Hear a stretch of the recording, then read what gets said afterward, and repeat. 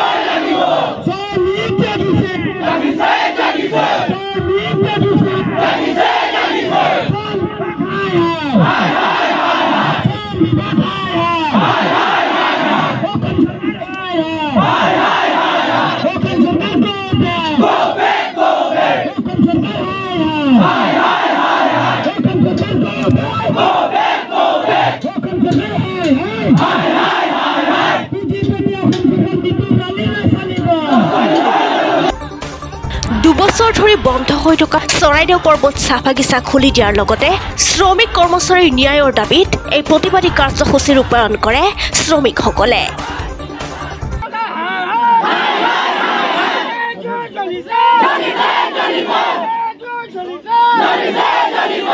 শ্ৰমিকৰ ন্যায় দাবীটো বিচৰা হৈছে।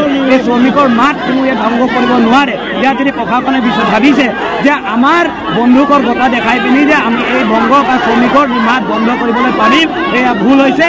আজি মহিলাসকলৰ যদি ভাবে বন্দুকৰ বঁটাত তেওঁলোকৰ কাণিহালকেইটা ভাঙি দিবলৈ ইচ্ছা কৰে, তেন্তে ইয়াত কোনো কাটি দিবলৈ কোনো হেৰি নকৰে। গতিকে চবেই শংকাবোধ নকৰে, চবেই আমি সাজু আছোঁ। গতিকে তেওঁলোকেও যদি কিবা আইনী প্ৰক্ৰিয়াভাৱে শ্ৰমিকে ন্যায় বিচাৰিবলৈ যাওঁতে বন্দুকৰ বঁটা মাৰে, লাঠি চলায়, কন্দুৱা গেছ মাৰে, গুলি কৰে, তাত কৰক। আমাৰ শ্ৰমিকক কিন্তু আমি খুব সোনকালে আমাৰ চৰাইদেউ পৰ্বত চাহ বাগিচা ন্যায় প্ৰদান কৰি দিব লাগিব। হয়, মানুহৰ এই পৰিস্থিতি চৰকাৰে মাতি আনি বহুৱাইছে। আমাৰ বিভাগে, শ্ৰম বিভাগে, আমি বিধায়কৰ পৰা মুখ্যমন্ত্ৰীলৈকে দিয়া হৈছে সময়, কিন্তু কোনোৱে আমাৰ মাত কথা শুনা নাই। আমি মুখ্যমন্ত্ৰীলৈকে ধৰা হৈছে, বিধায়ক, স্থানীয় বিধায়কৰ পৰা লৈ মুখ্যমন্ত্ৰীলৈকে আমি জনাইছোঁ, কিন্তু আমাৰ সমস্যা এটা আজিলৈকে সমাধান হোৱা নাই। বৰ্তমান কাগজ এখন প্ৰেৰণ কৰিছে, চৰকাৰে ৰেভিনিউ নষ্ট হৈছে। ৰাস্তা বন্ধ কৰাৰ কাৰণে, প্ৰতিবাদ কৰাৰ কাৰণে ৰাস্তা ৰেভিনিউ নষ্ট হৈছে। গতিকে চৰকাৰৰ যি ৰেভিনিউ নষ্ট হৈছে, আমি আজি 2000 শ্ৰমিকে যি চৰাইদেউ পৰ্বত চাহ বাগিচাত কাম কৰি আছে আৰু সেই 2 বছৰৰ কামৰ যি মজুৰি পোৱা নাই, সেই মজুৰি 2000 শ্ৰমিকক 2 বছৰ মজুৰি যিমান টকা হয় তাৰ পৰা আমি চৰকাৰক কাটি ল'বলৈ কৈছোঁ। আমি চৰকাৰৰ মজুৰি কাৰণে আমাক কোনো আঁচনি দিয়ক নিদিয়ক আমাৰ কোনো কথা নাই চৰকাৰীভাৱে, কিন্তু চৰাইদেউ পৰ্বত চাহ বাগিচা জীয়াই থকাৰ কাৰণে 2000 শ্ৰমিক 12,000 পপুলেশ্যনৰ কাৰণে যিটো অধিকাৰ, এই চৰাইদেউ বাগিচা অতি সোনকালে খুলি দিব লাগিবই, নহ'লে শ্ৰমিকে কোনো কাৰণতে হৈ নাথাকে। দ্য নিউজলেণ্ডছ, অবিৰত তথ্যানুসন্ধান, আপোনাৰ সেৱাত খবৰ সন্ধান। দ্য নিউজলেণ্ড।